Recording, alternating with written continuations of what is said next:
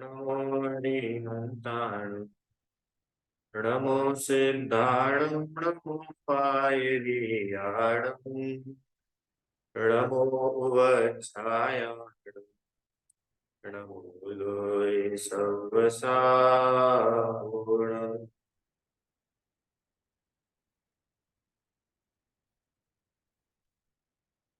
पंडित जुगल किशोर जी मुक्तार द्वारा रचित मेरी भावना।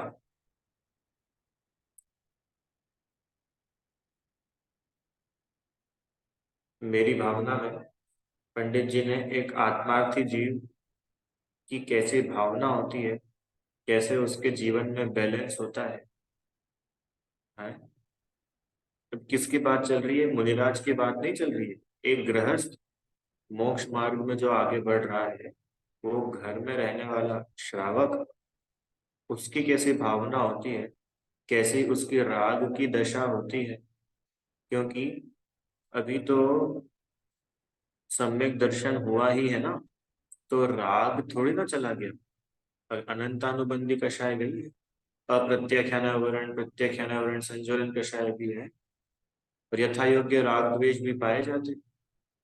तो एक धर्मात्मा जीव की कैसी भावना होती है, धर्मात्मा जीव क्या सोचता है, अपने आत्म कल्याण के लिए भी और जगत के कल्याण के लिए भी। सबसे पहले तो भगवान के बारे में वो क्या विचार रखता है, भगवान पर कैसी श्रद्धा रखता है, उन भगवंतों के मार्ग पर चलने वाले मुनिराजों के प्रति कैसी श्रद्धा होती है। और वे मुनिराज चलते फिरते सिद्धों से गुरु है। आज भले ही भगवान महावीर हमारे सामने ना हो, भगवान आदिनाथ स्वामी अपने सामने ना हो, पर हमारे सामने नग्न दिगंबर मुनिराज होते हैं। मुनिराज जैसे अभी विचरण करते हैं ना, ऐसे ही कभी कुंत को दाचार्य किया करते थे। ऐसे ही कभी तीर्थंकरों के काल में मुनिराज आदि किया करते थे। तो इन मुनिराजों को देख करके हमको मोक्ष मार्ग की प्रीति होती है। वे मोक्ष मार्ग पर चलते हैं और उन्हें देखकर हमें भी उनके जैसे होने की भावना होती है। किस प्रकार से भावना होती है वो सब यहाँ पर उन्होंने बताया। मुनिराज जैसी चर्या, है ना। फिर उसके बाद में कषाय नहीं होवे, पांच पाप जीवन में नहीं होवे, न्याय सदा जीवन में रहे, कृतज्ञता का भाव ना हो, ये विश्व में सभी जीव सुख शांति से रहे। इतनी बढ़िया बढ़िया बातें बताई। फिर उसके बाद में उन्होंने ये भावना भाई कि एक सम्यक दृष्टि जीव वो खाली खुद के ही कल्याण की बातें नहीं सोचता। अरे उसका दिल तो इतना बड़ा होता है कि हमारा ही क्या, ये विश्व का हर एक जीव सुखी हो जाए। क्या है कि पिताजी है, पिताजी ने कोई मिठाई खाई, तो खाते से पिताजी को आनंद तो आता है। और पिताजी को उसके बाद अगली विकल्प यह आता है कि हमारे बच्चे भी इस मिठाई को खाएं, हमारे घर वाले भी इसको खाएं। अरे होता है कि नहीं होता है? तो जो सुख को एक सम्यक दृष्टि जीव भोगता है, उसके मन में ऐसी इच्छा होती है कि जगत का प्रत्येक प्राणी इस सुख को भोगे, कोई इससे वंचित ना रह सके। तो फिर वो भावना पाता है। घर घर चर्चा रहे धर्म की, दुष्कृत दुष्कर हो जावे, ज्ञान चरित उन्नत कर अपना, मनुज जन्म फल सब पावे। सब की बात करिए। इतना बड़ा दिल होता है कि अकेले मेरे घर वाले भगवान बन जाए, ऐसा नहीं। सिर्फ जैन ही लोग भगवान बने, ऐसा नहीं। अरे प्रत्येक प्राणी जिसने मेरा अहित भी किया हो, वो भी भगवान बने। क्यों? क्योंकि वो अपने आत्म स्वभाव को भूल करके तो अहित कर रहा था। वो भी आत्मा को जानेगा तो वो भी सुखी होगा। आप देखो, पार्शनाथ भगवान तो बिल्कुल उदाहरण है अपने सामने। कमठ ने इतना उपसर्ग किया, 10-10 भवों तक कमठ ने उनको आ, कभी सांप बना तो खा गया, कभी भील बना सो तीर मार करके उनकी हत्या कर दी मुनिराज की। पता है आप लोगों को सब कहानियां, है ना। फिर भी पार्शनाथ मुनिराज अंतिम भाव में उनको कमठ के प्रति थोड़ा सा भी द्वेष का भाव नहीं था। कमठ के प्रति बिल्कुल भी घृणा का भाव नहीं था, बदला लेने का भाव। और उन्होंने इतना अच्छा लिखा है स्तुति में कि भगवान, आपकी स्थिरता को देख करके, आपकी समता को देख करके कमठ भी आपके चरणों में झुक गया। और पता है आपको, वो कमठ ने इधर तो पार्षद भगवान मुनिराज को केवल ज्ञान हुआ, उपसर्ग दूर हुआ, और वही कमठ भगवान के चरणों में झुक गया और तत्काल सम्यक दर्शन प्राप्त कर लिया। आप इमेजिन कर सकते हो ये जैन दर्शन कितना बड़े दिल वाला है।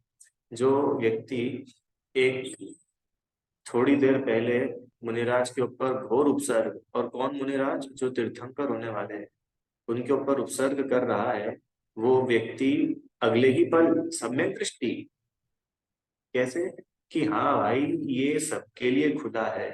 अरे उपसर्ग किया होगा, वो तो पर्याय चली गई, अब नई पर्याय में नया काम होने वाला है। ऐसी सुंदर भावना, ज्ञान चरित उन्नत कर अपना, मनुज जन्म फल संभार। कल हम लोगों ने विस्तार से इसकी चर्चा भी की थी कि मनुष्य जन्म की सफलता किसमें?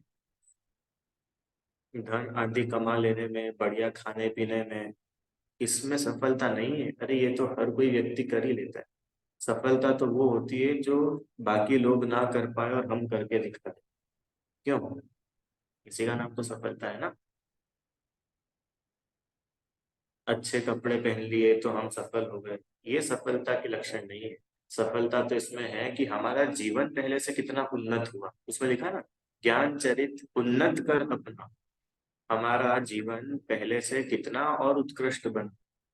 पहले हमारे जीवन में क्या क्या दोष थे और हम कैसे उनको साफ कर रहे हैं, इसमें है मनुष्य भाव के साथ। पहले हम क्रोधी, बड़े ज्यादा गुस्सा करने वाले थे, अब हम गुस्सा नहीं करते हैं। तो ये हमारे मनुष्य जन्म की सफलता है। हमारे जीवन से कषाय कम हुई है, पाप कम हो रहे हैं, हम धर्म में लग रहे हैं। हम मंदिर नहीं जाते थे, अब हम मंदिर जाने लगे। ये है मनुष्य जन्म की सार्थक। ठीक है। आप लोगों ने पंच परमेष्ठ की पूजन की है? पंच परमेष्ठ की पूजन में इतनी बढ़िया बढ़िया पंक्तियां लिखी है। मैं कुछ पंक्तियां आपको दिखाता हूँ। बहुत ही अच्छी पंक्तियां है। मैंने आज हाँ कहीं सुनी थी ये पूजा, नहीं पूजन मैं सुन रहा था, आज कहीं पे पूजा चल रही थी। तो ये पंक्तियां के लिए कोई, तो आपको बताता हूँ, देखिए। पंच परमेष्ठ की पूजन की जय माला है ये, है ना। इसमें देखिए, यहाँ से पढ़ते छठा नंबर। बहु पुण्य संयोग मिला नर तन, जिन श्रुत जिन देव चरण दर्शन, फिर हो सम्यक दर्शन प्राप्त मुझे, तो सफल बने मानव जीवन। कब बनेगा सफल मानव जीवन? क्या लिखा? बहु पुण्य संयोग मिला नरतन। बहुत पुण्य का संयोग हुआ, न जाने कितने जन्मों का पुण्य इकट्ठा हुआ होगा, तब जाकर के तो ये नर मनुष्य तन, मनुष्य भव मिला। और उसके बाद जिन श्रुत, जिनवाणी, जिन देव, भगवान से देव शास्त्र गुरु के चरणों के दर्शन, ये हमको मिला, जैन कुल मिला। अब इतना होने पर भी मानव जीवन की सफलता नहीं है। अगली लाइन पढ़ो। हो सम्यक दर्शन प्राप्त मुझे, तो सफल बने मानव जीवन। है? अगली लाइन। निज में रत्न नहीं, निज पर का भेद जाने कर मैं, निज को ही निज में लीन करूं, अब भेद ज्ञान के द्वारा मैं, निज आत्म स्वयं स्वाधीन करूं। ये है मनुष्य जीवन की सार्थक। देखो, ऊपर की लाइन में तो सम्यक दर्शन की बात थी, अगली लाइन में निज पर का भेद जान कर में, ये सम्यक ज्ञान। और हम, और आगे, निज को ही निज में लीन करो, ये सम्यक चारित्र है। फिर देखो, निज में रत्न त्रय धारण कर, निज परिणति को ही पहचान। फिर, पर परिणति से हो विमुख सदा, निज तत्व ज्ञान को ही जाने। ये है मनुष्य जीवन की सार्थकता। हमारा उपयोग बाहर नहीं भटके, हमारा उपयोग हम में ही लगे, ये है मनुष्य जीवन के साथ। ठीक है। देखो, पूजन वगैरह तो मैं को ऐसा नहीं लगता कि आप में से पहले ये पूजन किसी ने नहीं की होगी। सभी लोगों ने एक ना एक बार तो पूजन करी ही होगी। और प्रसिद्ध पूजन हर पुस्तक में मिलती है, पूजन पंच परमेष्टि की। तो अपन पूजा को मात्र पढ़ ही नहीं जाए, अपन उसको क्या करें, आत्मसात। ठीक है। चलिए, समझ में आए? मानव जीवन की सफलता कायम में है भाई, रत्नत्रय की प्राप्ति। हमारा जीवन पहले से भी अच्छा होवे इसमें। आइए, अब आज अपन जो है अगला छंद प्रारंभ करते हैं। छंद नंबर है 10।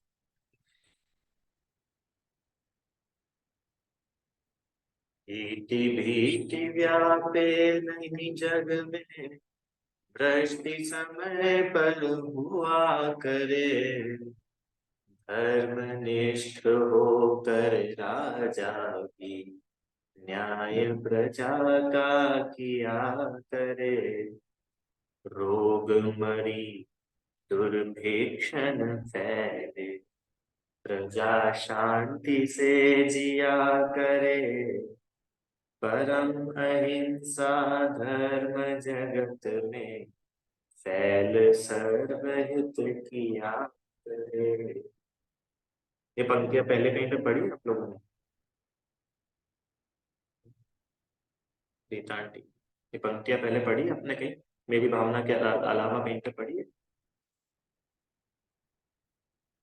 यस, शांति पाठ। बहुत बढ़िया, शांति पाठ में पंक्तियां हैं। चलो वो भी दिखा दूं आपको।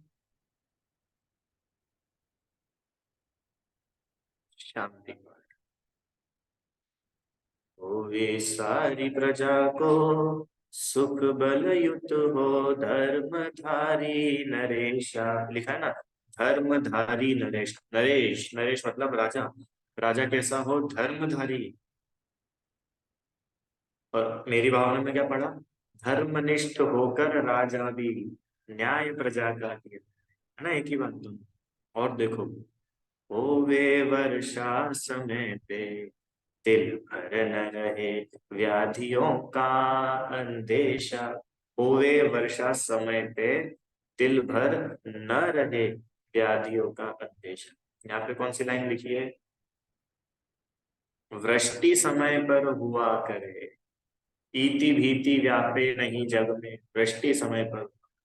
ये पंक्ति, ये सेम पंक्ति है। और देखो आगे, होवे चोरी न जारी, सुसमय पर ते होन दुष्काल भारी, सारे ही देश धारे जिन वर वृष को, जो सदा सौख्यकारी। ये लाइन ऊपर आई थी पहले। ठीक है। तो ये भावना रहती है, प्रति समय रहती है इस ज्ञानी धर्मात्मा जीव को। उसको ज्ञानी धर्मात्मा जीव को ये नहीं है कि मैं जैन हूं तो पूरी दुनिया जैन हो जाए। नहीं नहीं, अरे ये जैन धर्म सच्चा है।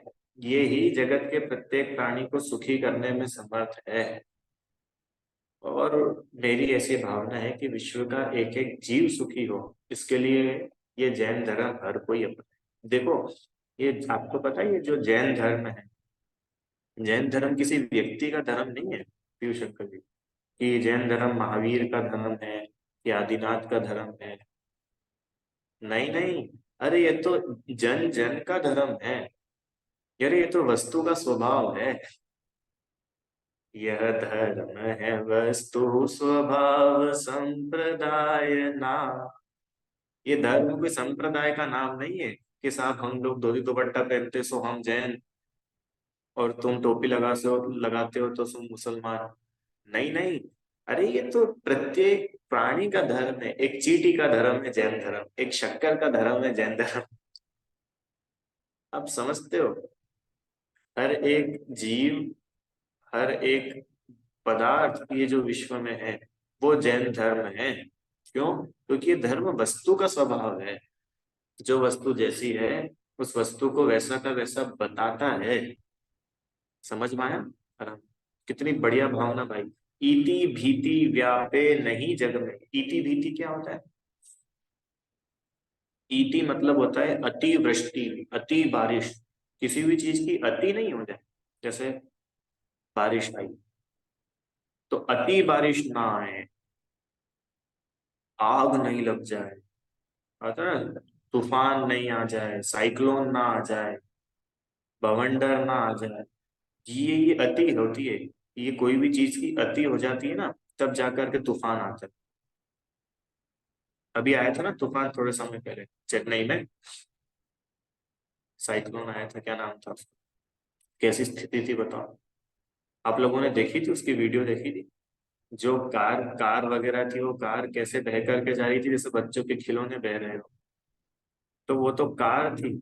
और जो लोग थे वो लोग तो चलो अपने अपने घरों में चले गए। गायों का क्या हुआ होगा? चलो बड़े बड़े जानवरों ने तो फिर भी कुछ हुआ होगा। चींटियों का क्या हुआ होगा? मच्छर मक्खी का क्या हुआ होगा? सब के सब तबाह हो गए। हुए कि नहीं हुए? तो बोल रहे कि भगवान, हमारी तो ऐसी भावना है कि इति मतलब ऐसी अति, और भीति, भीति मतलब भय। ऐसी चीजों का भय इस जगत में नहीं व्यापे। व्यापे मतलब व्याप्त हो जगत में। अति वृष्टि ना होवे, और वृष्टि समय पर हुआ करे। जो जिस समय का काम है वो उस समय पर हुआ करे।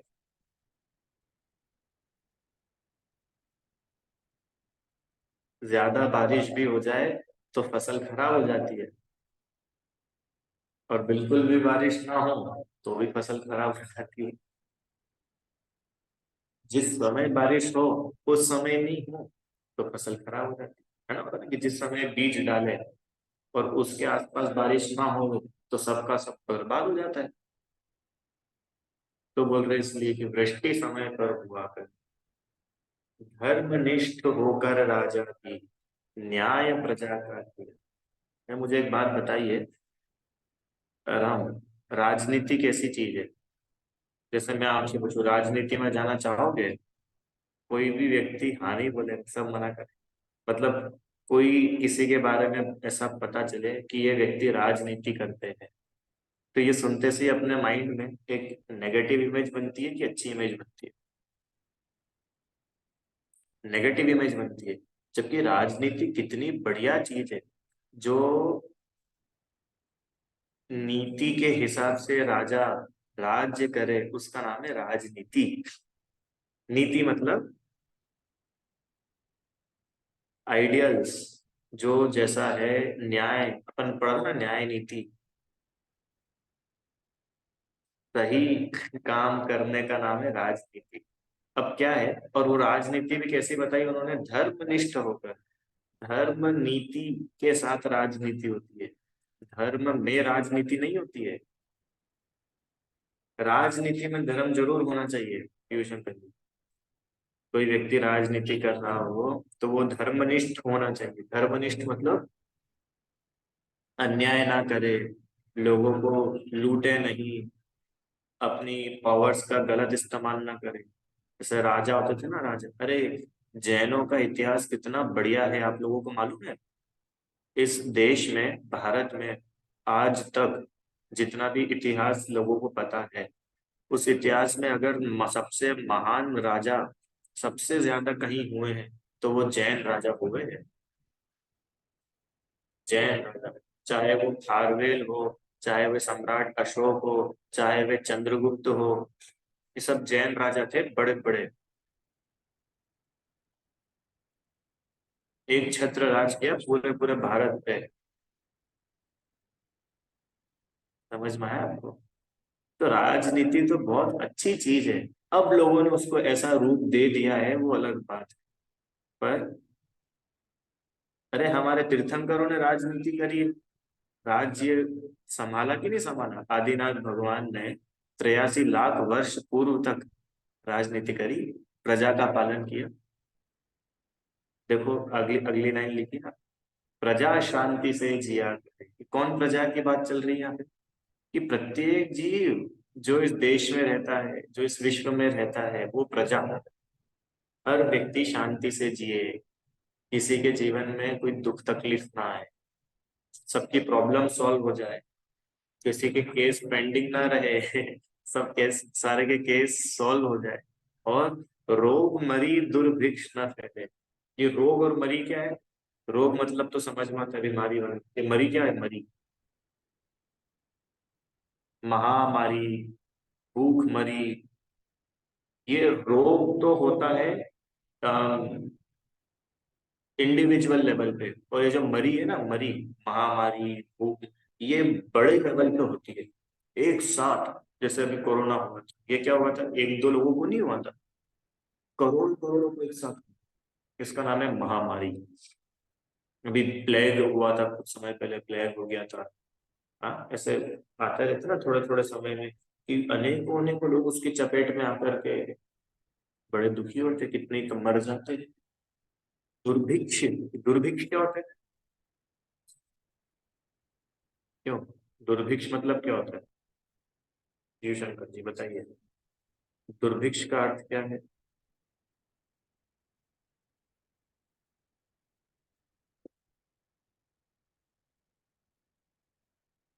दुर्भिक्ष मतलब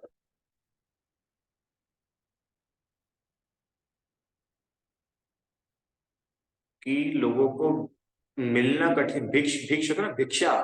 भिक्षा मतलब मांगना, भोजन मांगने का नाम है भिक्षा। तो मांगने पर भी भोजन कठिनाई से मिले, अकाल, ड्रॉट, इंग्लिश में ना ड्रॉट, सूखा पड़ गया, अकाल हो गया, मांगने पर भी नहीं मिल रहा। अरे मांगना पड़ रहा है, यही अपने आप में कितनी खतरनाक बुरी स्थिति है, कि आपको भोजन मांगना पड़ रहा है जा जा करके, और मांगने पर भी भोजन ना मिले, इसका नाम है दुर्भिक्ष। कितनी खतरनाक स्थिति है। ऐसा, ऐसे कोई दुर्भिक्ष याद है आपको, कभी फैली थी क्या? याद करो। पीयूष शंकर जी, इस भारत देश में ऐसी दुर्भिक्ष कभी फैली है क्या, कि लोगों को मांगने पर भी भोजन नहीं मिला हो? याद आ रहा है आपको? बोलो भाई।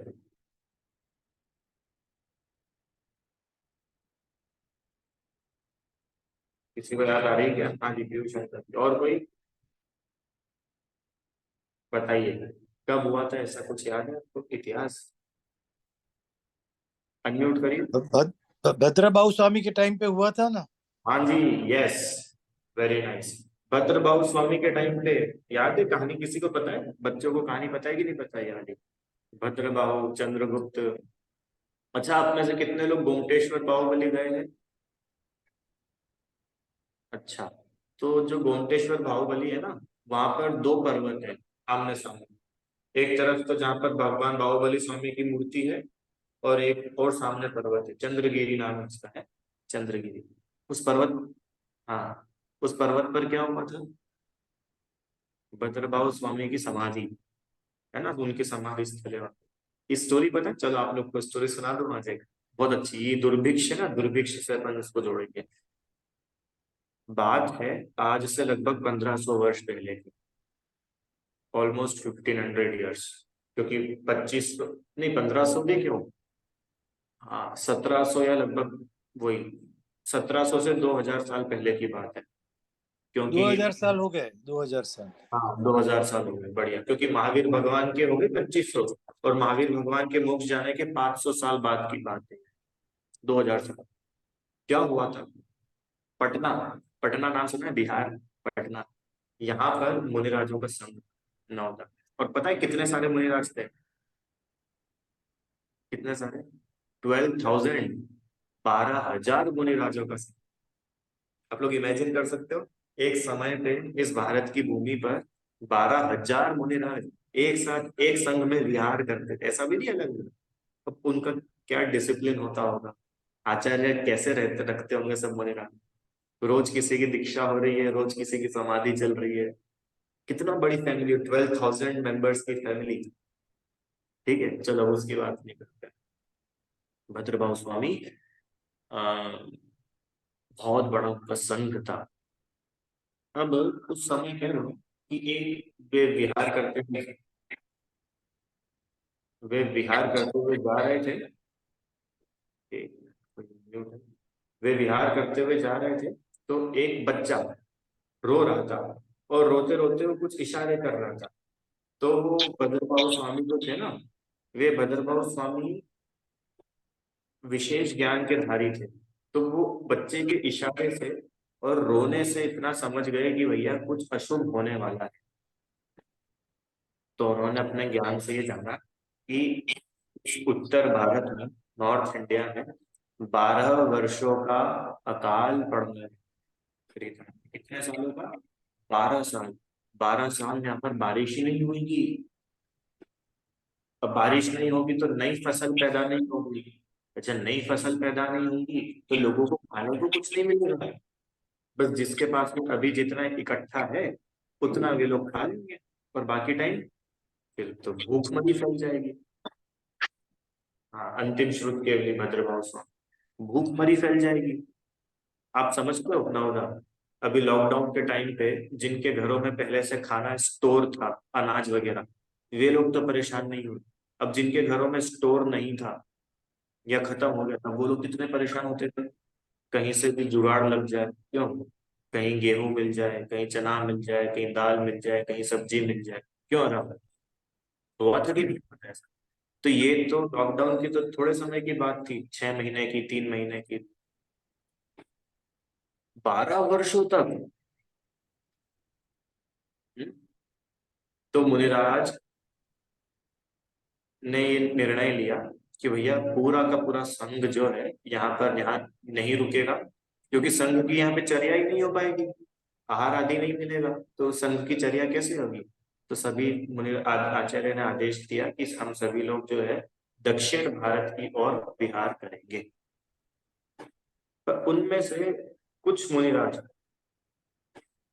कुलभद्र आदि कुछ दूसरे मुनिराज थे, वे वहीं पे रुक गए, क्योंकि उनके जो भक्त थे ना, उनके भक्तों ने उनसे बहुत स्पेशल रिक्वेस्ट करी कि नहीं नहीं, आप तो यहाँ रुक जाओ, हम बड़े बड़े सेठ हैं, हमारे घर में तो कोठियां भरी हुई है, पूरे कमरे के कमरे अनाज भरे हुए हैं महाराज, हम भले ही भूखे रह जाएंगे पर आपका आहार तो बिल्कुल होगा ही होगा।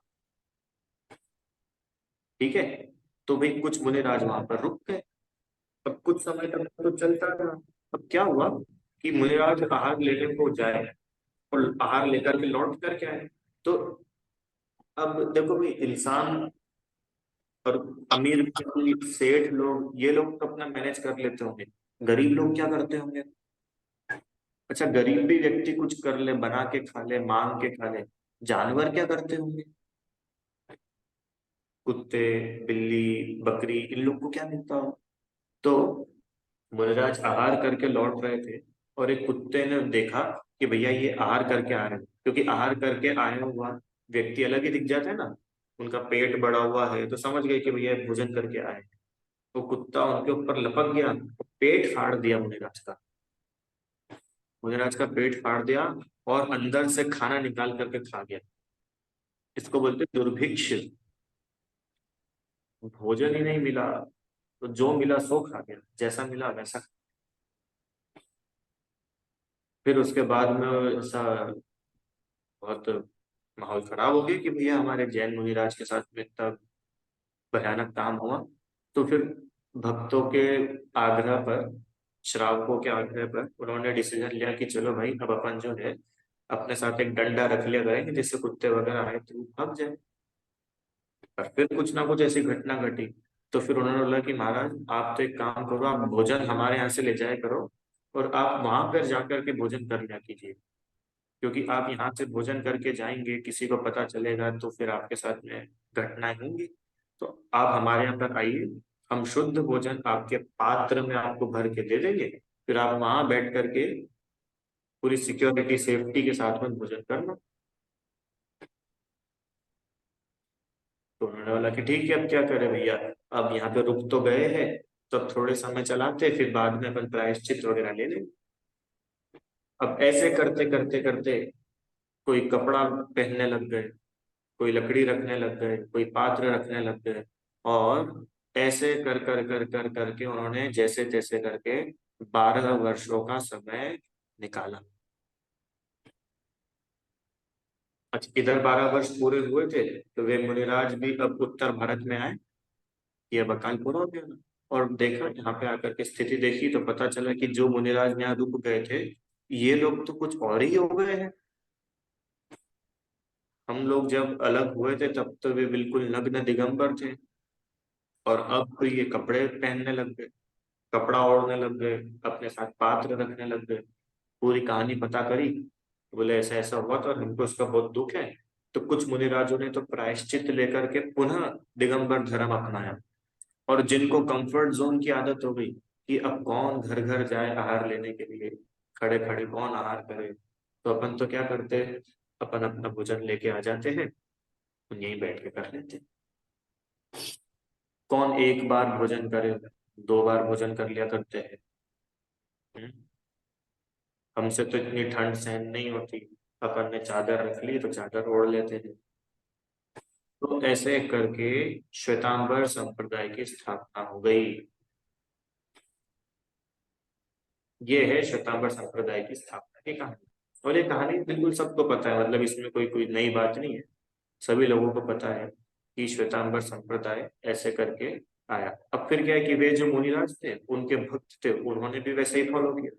अब जो श्रावक थे, अब श्रावकों की जो अगली पीढ़ी आती गई, उनकी अगली पीढ़ी, उनकी अगली पीढ़ी, तो ऐसे ऐसे करके ये धर्म दो संप्रदाय में बट गया। कि एक तो वे जो कपड़े पहन करके मोक्ष जा रहे हैं, और एक वे जो कपड़े उतार करके मोक्ष जा रहे हैं। फिर बाद में उन्होंने अपने शास्त्र वगैरह लिखे, क्योंकि भाई अब अपने पास लिटरेचर तो होना चाहिए ना, कुछ अपने लोगों को क्या पढ़े। उन्होंने फिर अपने खुद के शास्त्र वगैरह लिखे, और इस प्रकार से श्वेतांबर संप्रदाय चले। बात ने फिर भी दुर्भिक्ष की, कि देखो वो दुर्भिक्ष का काल कितना डेंजरस था, कि एक मुनिराज को कुत्ता लपक के आते पेट फाड़ करके भोजन करके चल। तो बताओ, ऐसी दुर्भिक्ष कभी फैलनी चाहिए क्या? अरे आपने तो, हमने तो दुर्भिक्ष देखी ही नहीं है। सोमालिया वगैरह, ऐसे दक्षिण अफ्रीका वगैरह में छोटे छोटे देश है ना, वहां पे देखना बच्चों की कैसी हालत रहती है। देखा यार, हम कभी फोटो देखे तुमने? बच्चों को, आज उसने खाना खा लिया, तब उस बच्चे का 7 दिन 15 दिन के बाद नंबर आएगा, क्योंकि वहां खाना ही नहीं है। कुपोषित कुपोषित बच्चे हैं वहां पे। किसी के देखना, इंटरनेट पे सर्च करके देखना, आपको सब मिलेगा। तो दुर्भिक्ष है वहां पे, दुर्भिक्ष। बारिश नहीं होती है, कुछ फसल ही नहीं होती है, ऐसी स्थिति है। तो बोल रहे कि भैया ऐसी रोग महामारी दुर्भिक्ष ये सब फैलेगी, तो प्रजा कैसे शांति से रहेगी? अच्छा, और अगर शांति से प्रजा रहेगी नहीं, तो फिर धर्म आराधना कैसे होगी? अब सच्ची बताना कि अपना भारत, तो अपन सच्ची में बहुत सौभाग्यशाली है कि हम भारत में जन्म लिया है। यही मान के चलो, अगर अपना पाकिस्तान में जन्म हो गया होता, क्या आज से 15 साल पहले के कश्मीर में अपना जन्म हो गया होता, आप समझते हो कैसी स्थिति थी? कब अपने घर की छत के ऊपर बम गिर जाएगा और अपन निपट जाएंगे, किसी को गारंटी नहीं थी। यूं शंकर, तो हम लोग कितने भाग्यशाली हैं, हमको सब इतनी अनुकूलताएं हैं। तो धर्म साधन निराकुलता से हो सके, उसके लिए ये बाहरी चीजें भी बहुत हेल्प करती है, ये बताना चाहते हैं। तो जो प्रजा है, ये प्रजा शांति से जिए। प्रजा के शांति से जीने के लिए बहुत सारे फैक्टर्स है।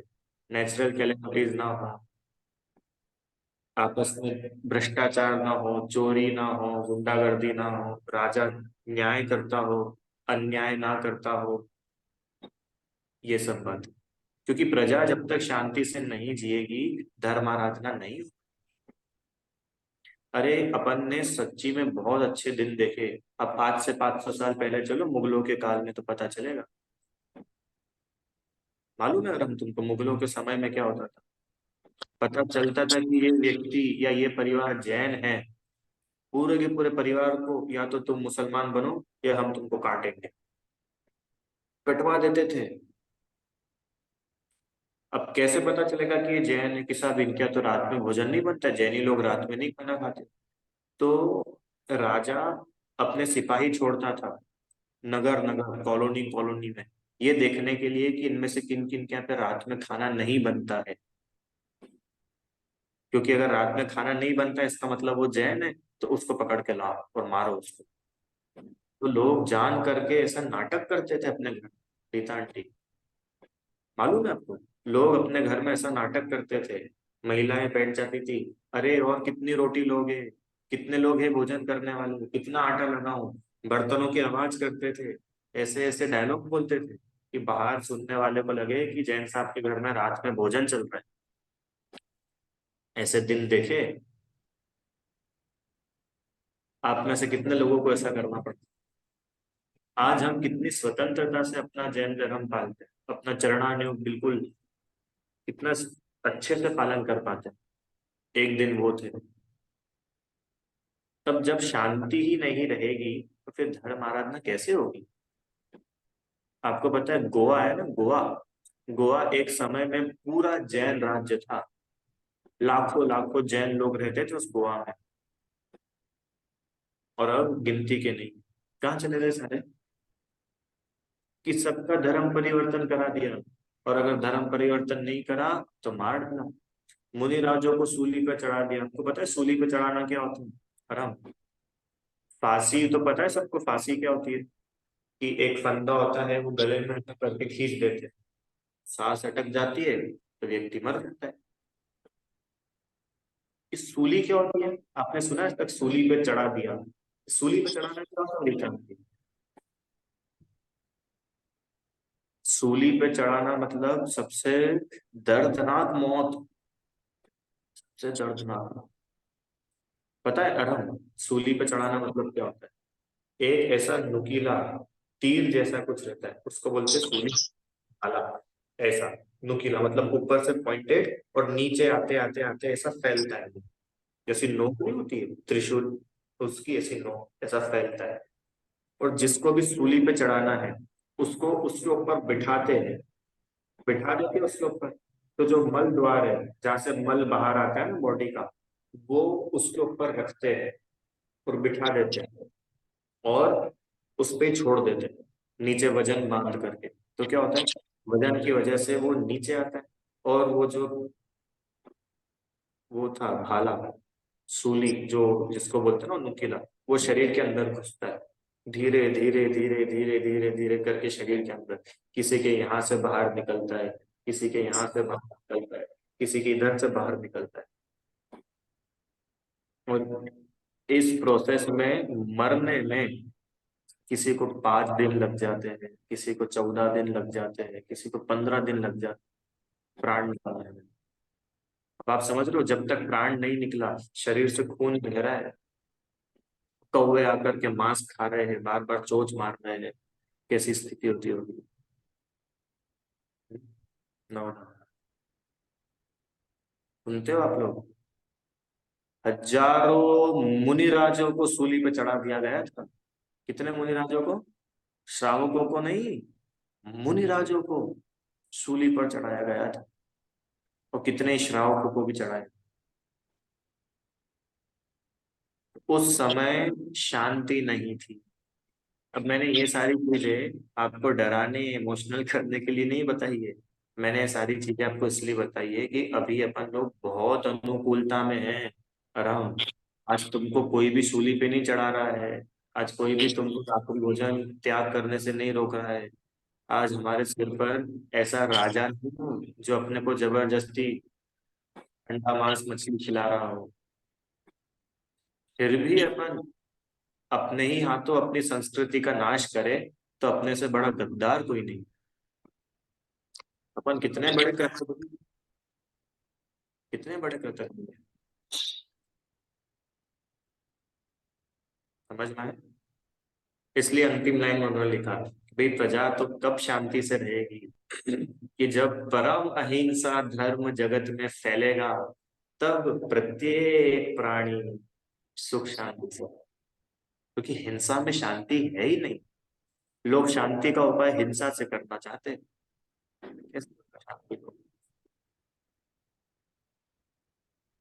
एक पुस्तक है डॉक्टर हुकुमचंद जी भारिल की, समय मिले तो आप लोग पढ़ना, नहीं तो यूट्यूब पर भी उसके ऑडियो बुक्स और लेक्चर्स अवेलेबल।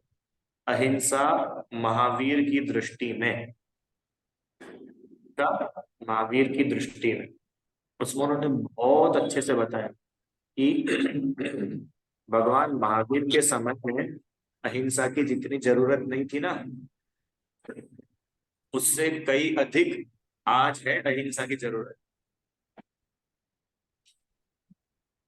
पहले तो वर्बली लड़ाई होती थी, उस युद्ध होते थे, तो युद्ध होते थे तो बहुत बहुत दिनों तक चलते थे। हाँ, और मारने के लिए भी तीर वगैरह होता, तो तीर निशाने पे लगा तो ठीक, और उसकी भी एक सीमा होती है, इतनी दूरी तक ही जा सकता है। उसके बाद में पिस्तौल आ गई, तो पिस्तौल क्या करती है ना, कि वो भी एक दूरी तक ही जाती है, मार तो देती है, पर पिस्तौल की भी एक रेंज होती है कि वो बुलेट बाहर निकलेगी तो वो इतने मीटर तक ही जाती है। अब क्या हो गया कि अब तो बम आ गया, एक बम डालो और लाखों लोग मर जाएंगे। अब उसके बाद तो और भयानक स्थिति क्या, कि अब तो बम बम की भी जरूरत नहीं है, अब तो ऐसे न्यूक्लियर बम हो गए हैं कि सिर्फ एक बटन दबाना है और सब खत्म हो जाएगा। तो बताओ, अहिंसा की जरूरत महावीर के जमाने में ज्यादा थी कि आज ज्यादा है? आज ज्यादा है।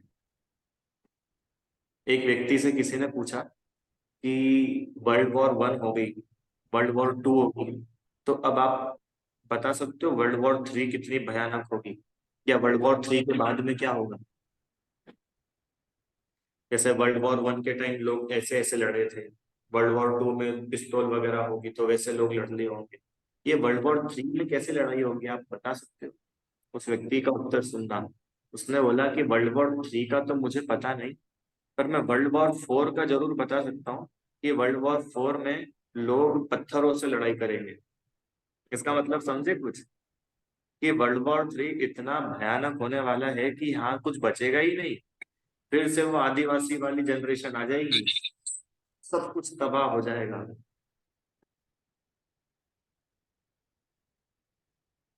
तो आप और हम आज उस जगह खड़े हैं, इसलिए भैया अहिंसा को अपनाओ। अहिंसा ही हर समस्या का समाधान है। और अहिंसा भी कैसी लिखी उन्होंने, परम अहिंसा। ये धर्म परम, अहिंसा परमो धर्म, है कि नहीं? अहिंसा परमो धर्म, अहिंसा धर्म है। ये धर्म पूरे जगत में फैल जाए और इस जगत का हर एक प्राणी सबका सबका हित हो। एक भी व्यक्ति ऐसा नहीं हो जिसका हित ना हो, प्रत्येक प्राणी का हित हो, ऐसी भावना हो। और वो कैसे संभव है? परम अहिंसा को अपना करके। बिना अहिंसा को अपना करके किसी भी जीव का अहित ही होगा। अहिंसा को अपनाएगा तो ही उसका हित होने वाला है। आप लोगों को अपना हित करना है कि नहीं करना है? तो अहिंसा जीवन में लानी है कि नहीं लानी है? लानी है। अब अहिंसा की अपन ने बहुत चर्चा अभी तक करी है, भाव अहिंसा, द्रव्य अहिंसा, सब देखा था। और किसी को और करनी हो तो अभी 8:30 वाली क्लास में आ जाना वापस।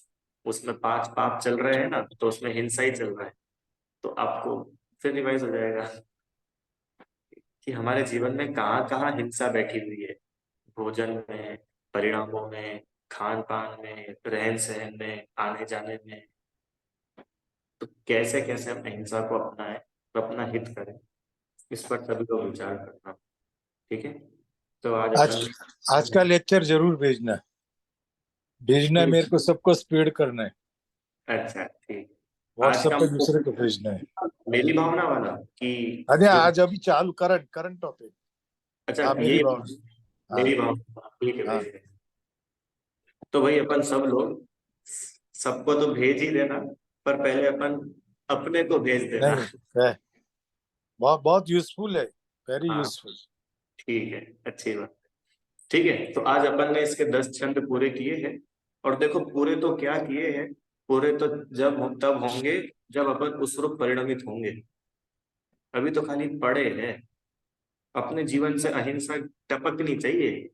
जैसे चाशनी में से मिठास टपकती है ना रीता आंटी, चाशनी में से मिठास कैसे आती है, ऐसे जीवन में अहिंसा दिखनी चाहिए।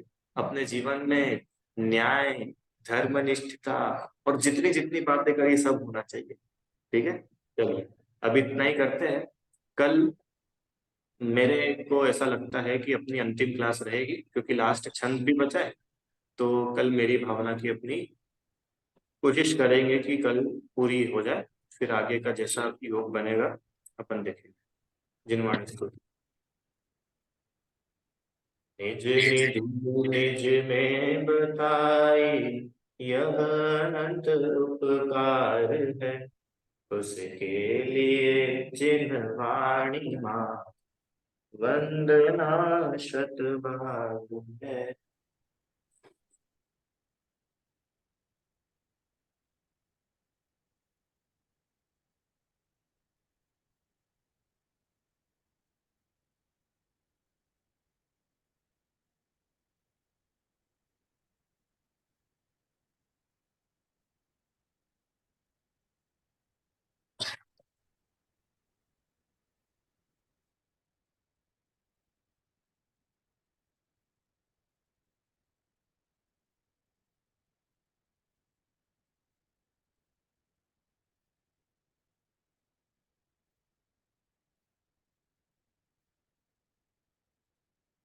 जय बोले बादशाह में जिनवाणी माता की जय हो।